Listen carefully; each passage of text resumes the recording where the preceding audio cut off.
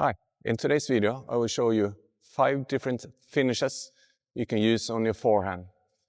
The one over the shoulder, to the side, on the biceps elbow, or on the hip, and the reversed forehand as well.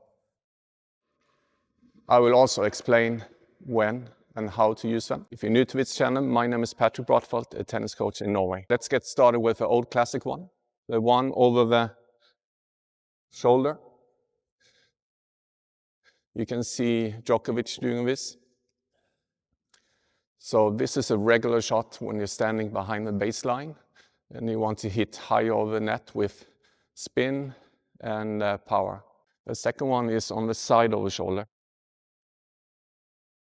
It's the same kind of shot. You saw Federer using that one. It's more modern forehand. I believe those two forehands I showed you now are the perfect forehand for a beginner or intermediate player.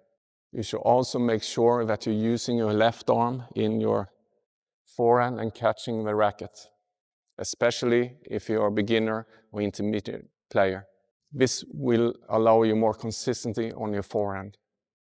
I see a lot of beginners and recreational players playing like this, not using their left arm. So in the beginning, make sure catching the racket at your finish. When you get more advanced and you can hit with higher racket speed, you don't have to catch it, but then your left arm will be up here. So get used to catching first, so your left arm will be in this position. The third option is to finish on your biceps or elbow here at this height. You're usually doing that forehand when you're standing closer to the baseline or inside, right inside. When you get to contact point at chest height or below, this shot will be a lot flatter and more a power forehand, but you really need to use your whole body and have high racket speed to be able to use this one. I see a lot of intermediate players using this one, but not doing correctly. It's just the arm going like this, and it will be very inconsistent. So this is a shot you should use when you are at higher level. It looks like this.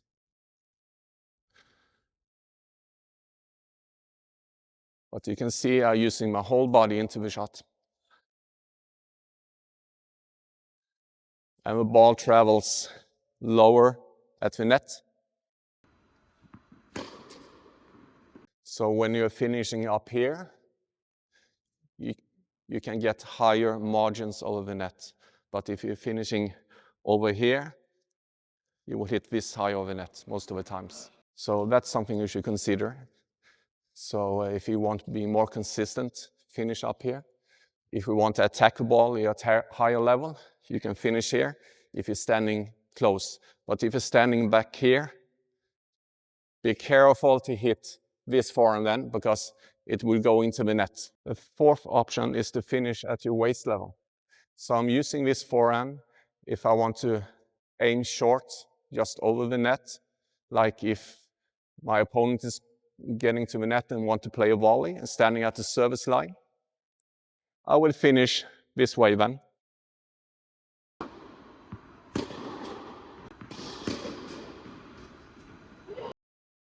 Because that ball would dip into their feet. The reason why that happens is because when you make contact here, your contact zone will be much shorter.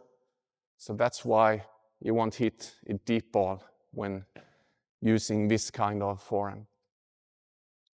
You can also use this forehand if you want to hit a short angle cross-court ball. Let me show you the cross-court angle.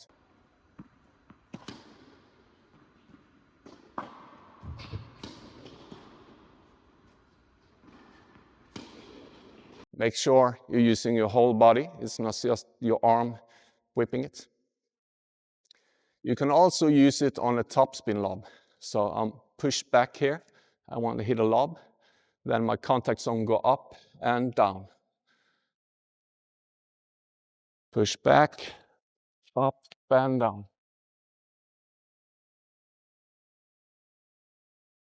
So that's 3 options where you can use this forehand. Remember, it's a special shot. It's not something you're doing every time you hit. So make sure finish over here most of the time, and then you can incorporate a special shot on special occasions. But you have to master this one before trying these ones, okay? And use your whole body. Another way on that 4th shot, when you're finishing at the hip, is when it's a short ball and it's slow. You want to come down here, not big swing. It's hitting here, and then you finish it over here. Then you can just brush the ball up. So down here and bam. That allows you to hit the ball as hard as you want to, just going bam. But use your body when you're doing it, not just the arms, okay? So the 5th option is to hit the forehand reversed this way, like you see Nadal do or Casper Ruud. What will happen then, you will produce a lot of topspin on that shot. This shot is used when you know you're going to hit a late contact point. Instead of just pushing the ball forward, you won't generate enough topspin for it to go in. So what they do, if hitting late, is brushing the ball up and ending on the same side of the shoulder. So this is a perfect shot to use when you want to hit a topspin lob. You're moving back and going up. I believe this shot is much easier to use than ending up here if you want to hit a topspin lob. I also remember when I went to the PTR tennis courses, this was the way to learn how to hit a topspin. So the progression was use this forehand to learn to brush up on the ball. So if you're a beginner and want to learn how to use topspin, this might be good for you. You could also use this shot on a short ball. So run up.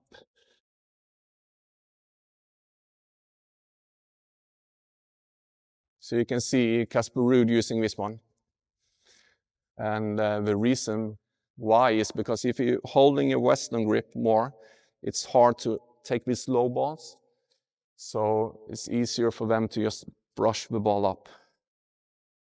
The third way to use this is when you're running and don't have a lot of time. You saw Pete Sampras using this. He was the legend of the running forehand reversed. He was the first one doing this. So you're running and hitting. You can also see Nadal and Casper Ruud using this one when they're running, but hitting with a lot more topspin, because you can actually hit on the side like this and brush it up, so you get side spin as well. That's why Nadal's forehand was so powerful against Federer, because he was hitting in here and it bounced out to the backhand. This is actually my best shot as well. I'm not hitting with a lot of topspin. I will hit it flat and counter attack when I'm running out there.